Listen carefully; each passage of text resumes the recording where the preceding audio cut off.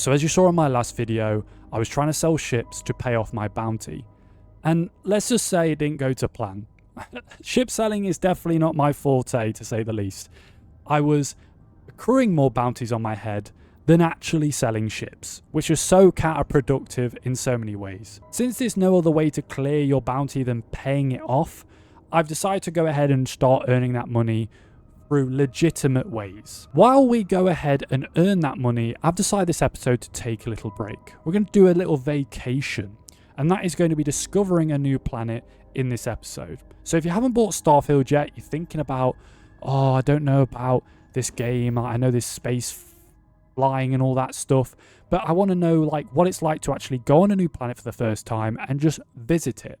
Well, that's what you're going to experience in this video. As you can see, we have a planet here, Jaffa 2. Jaffa is a star system, or a system full of planets, which has quite a few and different moons. We've currently chosen Jaffa 2 here as our planet of choice, and usually when you fly to a planet or you travel to the planet where you start to orbit it, you will actually see some random landmarks that may have some interest for you for flying in and seeing what's actually there.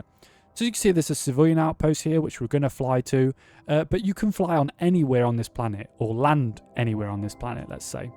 So there's obviously frozen plains here, there's a tropical forest here, there's some wetlands here, there's ocean as well, which you cannot land in, of course, and then there may be some other areas scattered around the world, like a desert or something. But these are the main biomes so far. Of course, there on the left here, it shows you the different resources that are available on this planet once you fly to it. I think your ship scanner does that and surveys it a little bit. But we're going to go ahead and land on this civilian outpost. So as you can see, we've landed on the wetland space of this planet. It is covered in trees and grass and a lot of water by the sound of it. Yeah, it's very, very swampy. But as you can see, there's random points of interest around here. And you might be thinking, oh, well, I'm just going to have to run over there, aren't I? Yes, you are. Sadly, there's no vehicles. But what you can do is click LB to open a scanner, and you'll be able to see random points of interest around the map. You can click RB within the scanner to go ahead and see the surface map. If I'm brutally honest, it's not really that pretty to look at, but you can see it from a top-down view. As you click LB, you can go ahead and hover over certain things to go ahead and scan them by pressing the key A, or the button A on your controller. That will show a bit more details of what that thing over there might be. As I scan over other things, there could be resources. You can see here we have a lot of fluorine, which you can click A on. That will add it to your resource counter on the left hand side. So there's 8 to obtain, there's 8 flora and 4 fauna. As we run over to this flora here, it will scan it by 13%. And we need to scan quite a couple of these to obtain it within our list on the left hand side. Once all of those areas on the left are ticked off and full, basically this planet will be 100% surveyed. So as you can see around the map, there's random points of interest like I mentioned. So you see there's structures over here, there's a military outpost, there's also life signs, and there's also some natural monuments around the planet. Of course, unknowns, when you scan them, will pop up and you can see what's going on over here. I don't know where that civilian outpost is that apparently says it's around here somewhere. I think maybe it's this structure over here, so we're going to have a quick wander to see what's going on. As you can see, we have some non-hostile creatures. Hostile creatures will be visible by a little red arrow on your minimap in the bottom left, or your compass in the bottom left. So we have like a little outpost here, which doesn't really have much going on. It might have a little chest that you can grab from. What the hell is that? Is that a medkit? That's a trauma pack. I'll take that. Thank you very much. So there's random things scattered all over the world. These biomes are randomly generated if you say you land on any parts of these planets. These areas here are not randomly generated, but these are randomly generated. As you can see, we landed on this random place over here. I thought I clicked on the civilian outpost, but I must have not have landed on the opposite side of the planet. Oh well, that's the joy of visiting this type of biomes. As we go ahead and run through all of this, we can go ahead and scan all of these different resources, these different plants as well, and the scanning rate will go up from 0% all the way up to 100%. So now I've scanned it 88%. There's going to be some goals and lead there. That's another resource. Boom, we've mirror root, we've scanned 100%. So anything that's blue, you want to scan. Anything that's green, you've already scanned and it's down on your list. Let's go to this little area over here and see what's cracking. Now, when approaching these structures, you want to be very, very cautious, because even though they may say it's a structure, doesn't mean it's abandoned or is been overrun by pirates, spacers, or ecliptic mercenaries. As you can see at the top part of my screen, there's a hidden bar, and that hidden bar is showing off how much I'm being detected by. I'm currently hidden as it says, but if you walk up to these structures and get closer and closer, if it pops up with a orange bar in the both corners of that hidden bar, it will basically detail if it's a hostile area or not. It's a little tip that I've noticed that I recommend everyone should use if you're new to the game, just to see if something is hostile or not.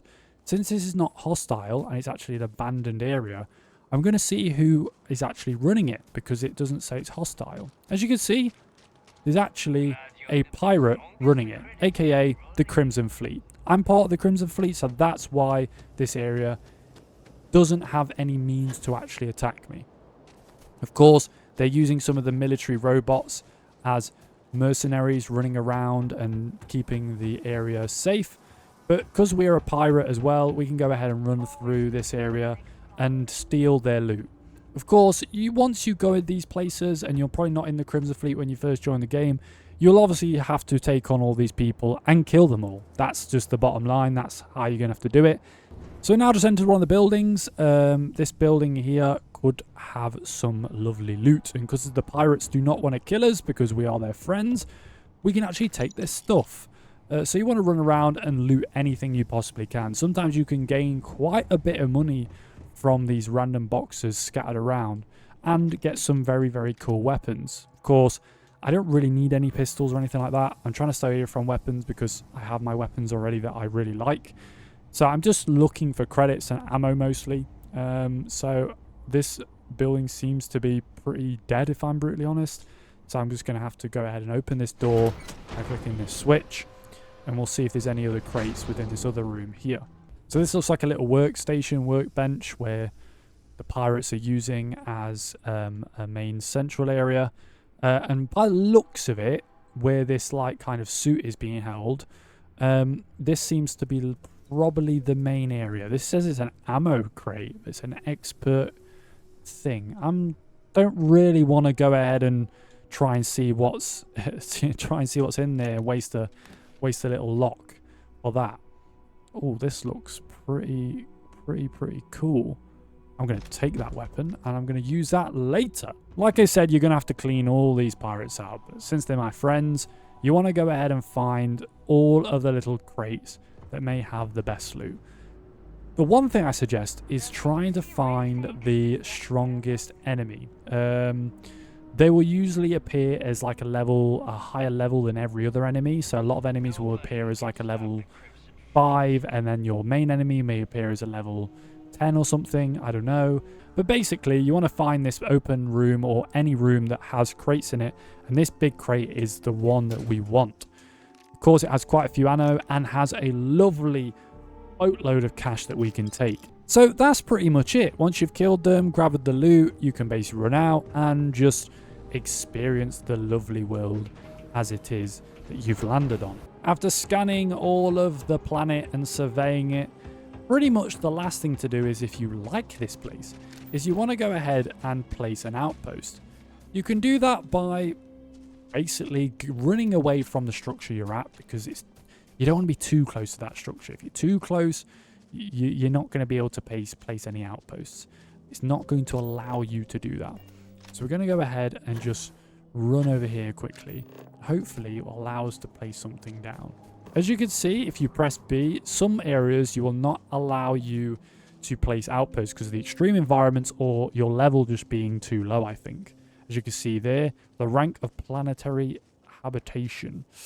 So we can't actually live on this planet, but how you would do it is press LB, press X, and basically place down your outpost wherever you wanted to place it and build it up. And you could station people and employ people to be stationed at your outpost. Of course, as you're scanning the world, you can scan different resources like you see here, this fluorine. You can place a miner on this and actually mine the resources on these planets. So it's not just about running around, scanning plants, scanning creatures, scanning resources, killing enemies at random things, discovering new landmarks. You can actually set outposts and, of course, mine different items on the world that you're on. Now, if I'm being brutally honest, that is pretty much it. You discover caves, you discover landmarks, you discover resources, you take over random structures, I guess, whatever. That's pretty much what you do. There's not really much to it, if I'm brutally honest. You can venture around and do whatever you want, but there's not really much else to do apart from that. But does that mean it's like you don't have enough to do on these planets? For God's sake, yes you do. If you land on a new planet and you've got a mission to survey the whole planet, it's going to take you at least a couple of hours or more to actually venture the whole planet and just scan things. Of course, you don't need to scan the whole planet, like run around the whole planet. But if you will have to land in different biomes around the planet, as I said before, like ocean, well, not ocean, you can't land in. You have this, the forests, you have the wetlands, you have maybe the frost plains.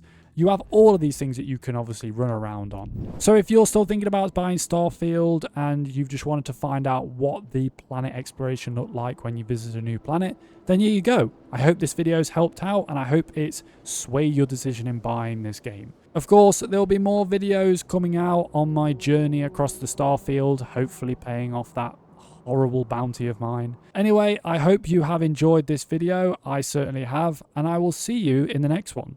Peace.